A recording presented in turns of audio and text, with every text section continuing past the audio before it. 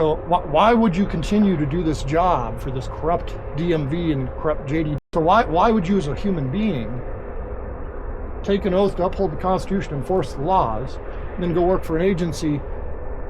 And if you want me to show you where they're violating these things, why would you as a human being violate your own personal oath? Well, I've showed you where there's fake laws, right? I just did. Because you yourself said you don't know in the law where it says I've got to put a fair market value, because there is no law that says I've got to put a fair market value or determine a fair market value, nor does the law tell me how to determine that. I mean, I could put $1, but then DMV kicks it back. So I have to make up another fake number. You yourself acknowledge that there's a fake law right there.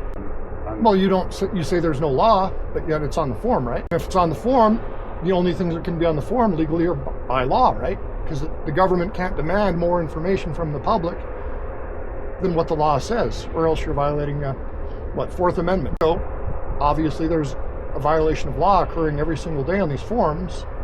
You're part of the enforcement, so why don't you stop this illegal enforcement of this? I'm just validating your concern. I appreciate that, but I'm asking you, why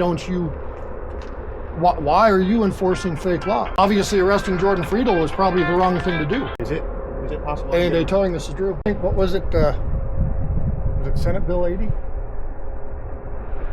The emissions bill? Have you seen that one? Senate Bill 80, I believe. And what they did this last session, it's going to start in October, is when you guys can start enforcing it. Or like here in Reno with Hot August Nights, and the way the law reads is anything that's modified from the factory is a crime.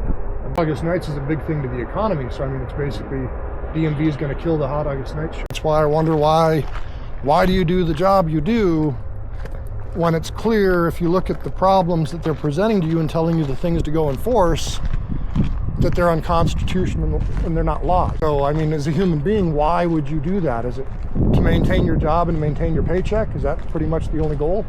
Because, I mean, I understand. My father-in-law was a cop. My uncle was a cop. A whole bunch of cop history in my family. And from what I'm told is if you don't toe the line with J.D. Decker's bullshit, you could lose your job or get fired or do whatever else.